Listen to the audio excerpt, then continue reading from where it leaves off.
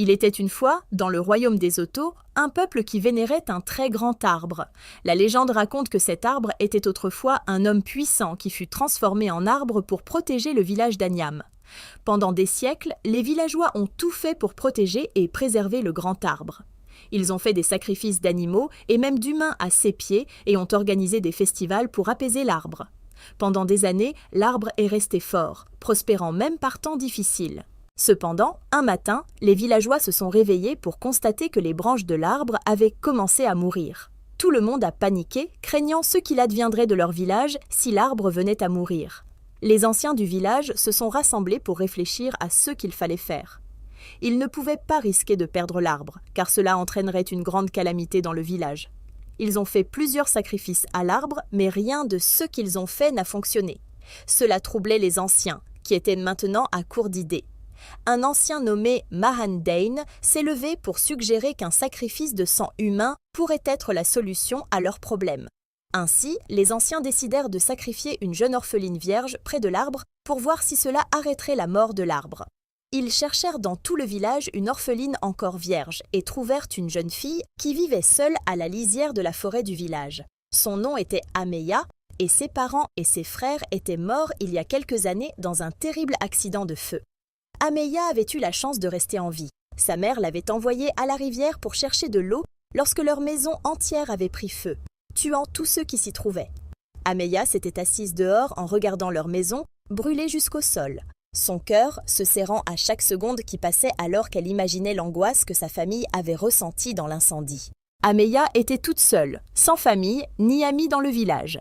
Et les villageois gardaient leur distance avec elle car ils croyaient qu'elle était marquée par le malheur, compte tenu de la manière dont toute sa famille était morte dans un incendie dont l'origine restait inconnue. Les anciens, au cours de leur délibération, décidèrent de sacrifier Ameya à l'arbre parce qu'ils croyaient qu'elle n'avait personne pour la défendre et qu'elle était inutile pour tout le village. N'est-il pas mieux qu'elle meure et rejoigne sa famille de l'autre côté ? Dirent-ils, tout en convenant que personne dans le village ne regretterait Ameya car elle n'avait rien de bon à apporter au village. Ainsi, une nuit, alors qu'Ameya dormait profondément, un groupe de personnes entra dans sa maison, la sortit de son lit et elle se réveilla terrifiée. Elle cria de toutes ses forces, essayant de comprendre ce qui se passait. Elle lutta pour s'échapper, mais ne put y parvenir. Les hommes étranges la conduisirent devant le grand arbre et Ameya se demanda ce qu'elle faisait là à une heure aussi tardive de la nuit. Elle vit les anciens rassemblés autour de l'arbre et sut qu'ils avaient de mauvaises intentions. Les jeunes hommes attachèrent Ameya au grand arbre et immédiatement, ils remarquèrent quelque chose d'étrange se produire devant leurs yeux. Une grande lumière émanait de l'arbre et ses branches mortes commencèrent à guérir. Tout le monde ouvrit les yeux de stupeur car ils n'avaient jamais vu une chose pareille de leur vie. Voyant que les gens étaient tous concentrés sur l'arbre, Ameya se libéra et courut dans la forêt, prise de peur. Elle courut aussi vite qu'elle le pouvait et les gens la poursuivirent de toute leur force. Ameya s'échappa profondément dans la forêt et continua à courir jusqu'à ce qu'elle n'entende plus le son des villageois haletants. Elle s'assit dans un coin sombre, son cœur battant comme un tambour, épuisée et perdue. Ameya regarda autour d'elle, confuse, essayant de comprendre pourquoi les gens avaient décidé de l'enlever de chez elle. Sachant combien le village était dangereux pour elle, Ameya décida de ne pas retourner chez elle. Elle erra seule dans la forêt, terrifiée, réfléchissant à ce qu'elle devait faire. Cependant, de retour au village, les anciens étaient furieux d'apprendre qu'Ameya s'était échappée. Ils regardaient avec angoisse l'arbre continuer à dépérir sous leurs yeux. Ils se demandaient où pouvait bien se trouver Ameya. Ils cherchèrent dans toute la forêt pendant des jours, mais Ameya restait introuvable. Tout le village était désormais dans un état de confusion et d'inquiétude, car les gens redoutaient ce qui leur arriverait si Ameya n'était pas retrouvée. Alors qu'ils se rassemblaient près de l'arbre, délibérant sur ce qu'il fallait faire, ils entendirent un cri fort venant de la forêt. Un jeune chasseur avait capturé Ameya et la ramenait aux villageois. Tout le monde jubilait en voyant le chasseur s'approcher avec Ameya. Les anciens, sans perdre de temps, se rassemblèrent autour de l'arbre tandis que les jeunes hommes creusaient le sol pour enterrer Ameya vivante. Ils l'attachèrent à nouveau à l'arbre, mais cette fois s'assurèrent qu'elle était bien attachée de manière à ne pas pouvoir s'échapper. Ameya se débattit pour se libérer, mais en vain. Elle cria de toutes ses forces, suppliant qu'on la libère, mais personne ne prêta attention à ses supplications et ils continuèrent à creuser sa tombe. Immédiatement, sous leurs yeux, une grande lumière émana à nouveau de l'arbre. Cette fois, la lumière brillait plus intensément, éclipsant Ameya et aveuglant les villageois qui avaient du mal à regarder à travers la lumière. Après quelques minutes, la lumière s'atténua et les gens furent confrontés à une scène qu'ils n'avaient jamais imaginée possible. Ils virent Ameya détachée, debout à côté d'un homme très beau, qui, ils l'apprirent plus tard, était l'homme piégé dans le grand arbre qu'ils vénéraient. Ameya était pétrifiée, se demandant comment cela était possible. Elle regarda le jeune homme qui la remercia de lui avoir sauvé la vie. Tout le monde ouvrit la bouche de stupéfaction car ils ne pouvaient pas croire ce qu'ils voyaient. Le jeune homme, dont le nom était Fofana, révéla aux villageois qu'il était l'homme mystérieux de l'arbre qui avait retrouvé sa forme humaine. Fofana expliqua que de nombreuses années auparavant, une sorcière très méchante était tombée profondément amoureuse de lui. Elle avait tout essayé pour le faire tomber amoureux d'elle, mais rien de ce qu'elle faisait ne fonctionnait, car son cœur appartenait à une autre.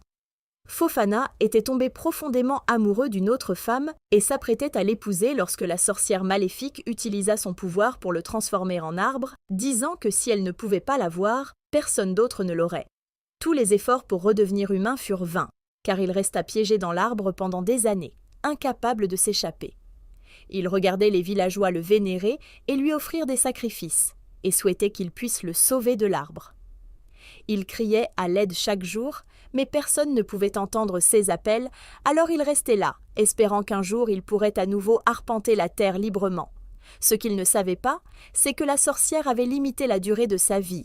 C'est pourquoi l'arbre commençait à mourir progressivement. Ameya, ne sachant pas ce qui se passait, l'avait sauvé inconsciemment, car ses cris avaient suscité en lui une émotion qu'il n'avait jamais ressentie pour quiconque auparavant. C'était le véritable amour, et c'était la seule chose capable de briser la malédiction de la sorcière. Ameya fut tellement choquée d'entendre cela, car elle ne pouvait pas croire que Fofana était amoureux d'elle. Reconnaissant pour sa nouvelle liberté, Fofana jura de protéger et de rester aux côtés d'Ameya. Alors qu'il parlait, le choc initial d'Ameya laissa place à un profond sentiment de connexion avec Fofana. Malgré les circonstances étranges de leur rencontre, elle ressentit une confiance en lui qu'elle n'avait ressentie envers personne d'autre depuis la mort de sa famille. Tout le village resta sous le choc en regardant l'homme qu'ils avaient vénéré comme un arbre pendant toutes ces années marché parmi eux en tant qu'humain. Ils décidèrent de le faire roi, car leur dernier roi était mort sans héritier et les villageois avaient du mal à trouver un roi digne. Le retour miraculeux de Fofana et sa lignée royale en tant que descendant de l'une des premières familles royales furent vus comme un signe des cieux pour qu'il revendique le trône. Lors de son couronnement, Ameya se tenait à ses côtés alors qu'il lui demandait de devenir sa reine, ce qu'elle accepta. Tout le village jubilait en célébrant leur nouveau roi et leur nouvelle reine. Ameya fut honorée pour son rôle dans le sauvetage du roi et du royaume. Et c'est ainsi que la pauvre orpheline, que les gens croyaient inutile et qu'ils avaient presque enterrée vivante, finit par devenir leur reine. Les gens, réalisant leurs erreurs et l'injustice qu'ils avaient faite à leur reine par le passé, cherchèrent son pardon. Ameya, voyant le remords sincère dans leurs excuses, les pardonna et régna sur eux en tant que reine. La leçon à tirer de cette histoire est que personne n'est inutile dans la vie. Ne rejetez pas une personne à cause de ses circonstances, car aucune condition de vie n'est permanente. Traitez les gens avec respect et soyez gentils avec tous ceux que vous rencontrez, quel que soit leur statut.